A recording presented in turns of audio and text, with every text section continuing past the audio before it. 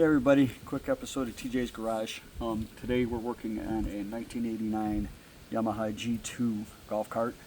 I got the Kingpin kit off of Amazon, and I already did one side. The kit is going to consist of the Kingpin, a dust boot, a shim, 2 rubber grease boots, and 2 bushings. And if you notice here, one is taller than the other. Okay, and you'll see why once we put them in. I'm going to make this as quick as possible because it's really not that complicated and not that hard, even though the internet makes it seem like that. Alright, first thing you do, obviously take the wheel off, and then take your 2 control arm bolts off. 14 millimeter. Alright.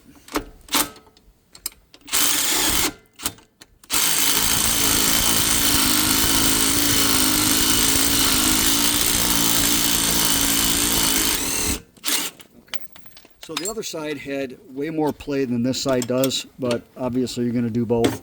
So the Kingpin sits in here, and if you look here, there is a roll pin. All right, when you take it out, you don't want to take it out in this position, because if you hit the roll pin, you're not going to be able to turn the spindle to get it off, because it's going to sit in the pocket. So do the obvious thing. Think about it before you do it. This is the way it goes. This is the way you take it out.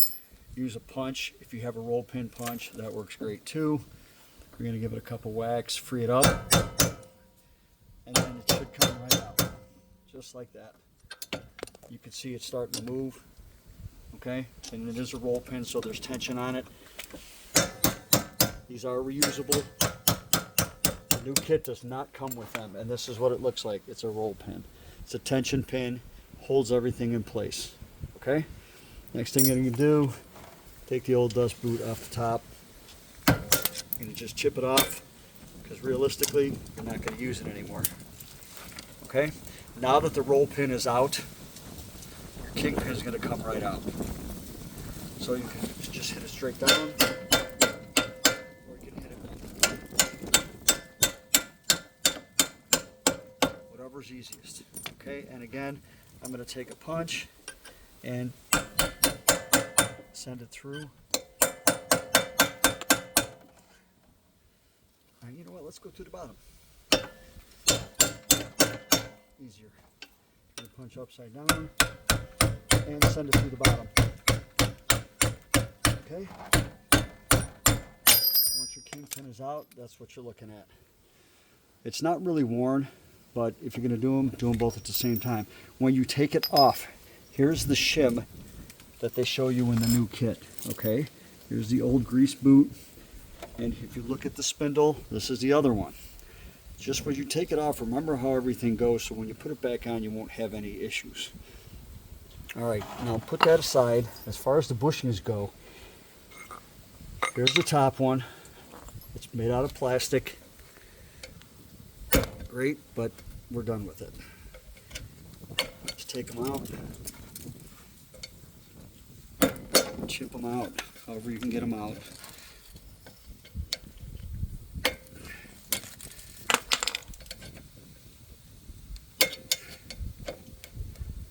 Alright, give me a second here, people. There you go, and it's out. So here's what just came out. You look at it. Looks like brass, looks like brass, like the new ones we have. But like I said, the other side had a lot of play, so we're going to do both. Okay, so that's out. The bottom one is out. I don't even think I saw one come out of the bottom, which is kind of an issue. Okay, so real quick, we're going to put grease in here. Go like this and like this. Grease up the new Kingpin, because there is no zerk fittings on here, so you're going to want to lube it up really good. Okay, run it through a few times, just like that. Like that. All right, now, remember that grease boot I told you about? Keep an eye on where it goes. There's your bottom one. Okay? Put that on your spindle first. Get all your new parts out of the way so you don't come up with anything extra. Alright, remember I told you one of the brass fittings was longer. This one sits in the top, and the reason for that is this dust boot is going to sit on top of it. Okay, so let me put that on real quick and you'll see how easy that goes in. Some people ream the kingpins out with a piece of sandpaper. You can usually push it in and it will set for you while you're tapping it with a hammer. So I have this special hammer. You can use a ball peen, just like that. Put it in place.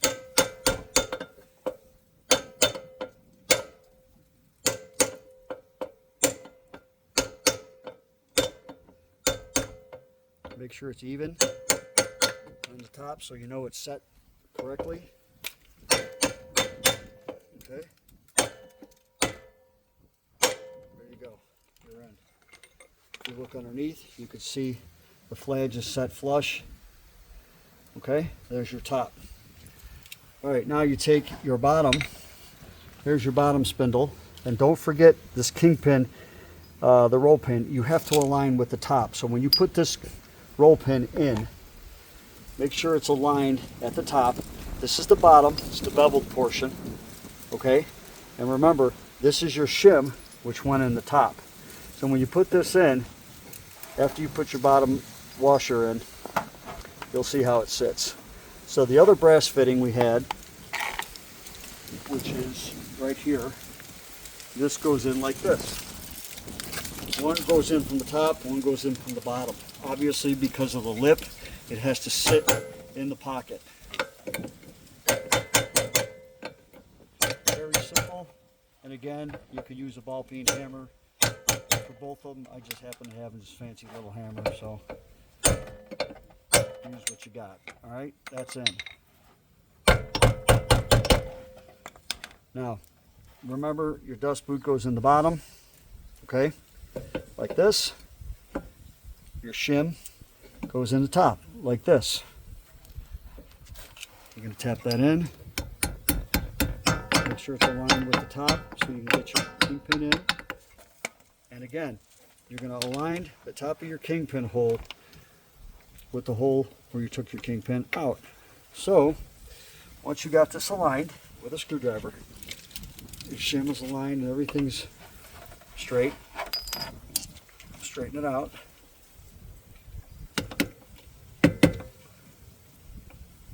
It's not that hard.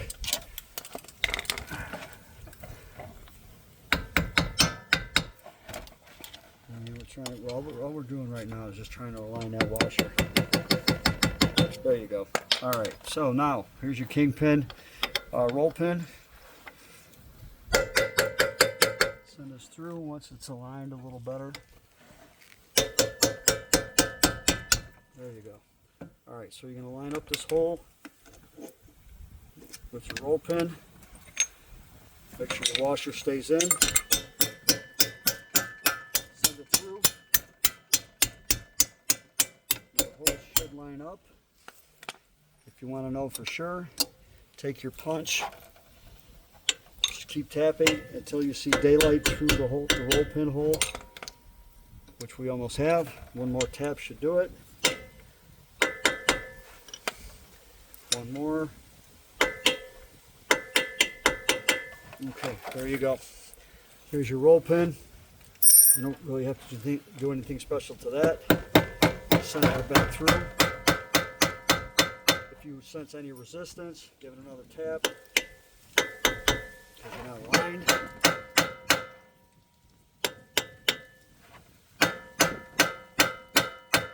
You're going to do this until you get that alignment right with that hole.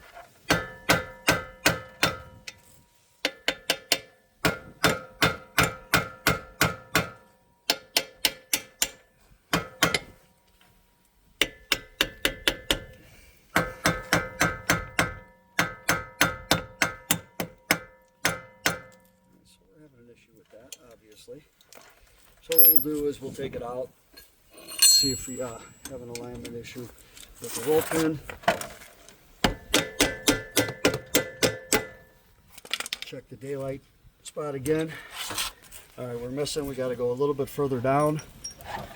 If you see the daylight, it's not aligned perfectly.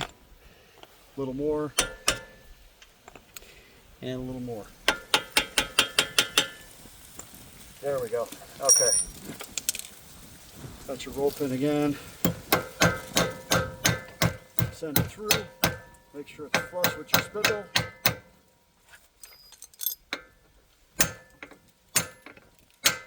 There you go. Your dust boot right here that the kit comes with goes on top like this. It's not the best design, but it somebody knows something I don't know. Okay, and then like I said, you had another grease fitting, a dust boot or a grease boot that goes on the bottom. So if you look at this, what I've been doing is I take a socket that's a little bit bigger to drive it onto the kingpin on the bottom.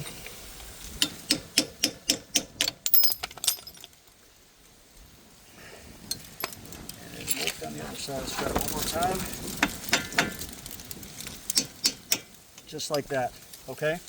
Now that grease boot should stay on there, and if you notice now, we have it's nice and snug, no play, and it will wear in.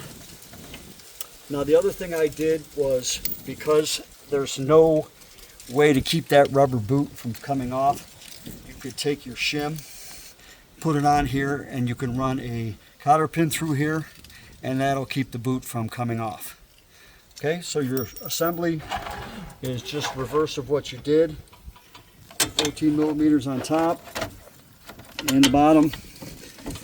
There's no alignment needed with these because there's no play in the bolts. Put them back on, and if you did notice when you took them off, there was a cotter pin on the bottom, so make sure you put the cotter pin back on. And that is your project for the today. And if you notice on the front, I put in a 4-inch lift kit. I didn't do a video on it, but it's pretty easy. The hardest part is getting your camber figured out, which is an adjustment on the top for your shock absorbers. When you first put them on, your wheels will be bowed out like this. The higher you raise your shock absorbers will bring the wheels in. So be patient with your alignment with that. So now we got a 4-inch lift kit, we got tight spindles, good steering. That's really about it for now. It should be quick and painless. The kit you can get on Amazon. Just look up your specific year. This year went from like 1989 to 2016. And again, that's the Yamaha G2 Kingpin kit.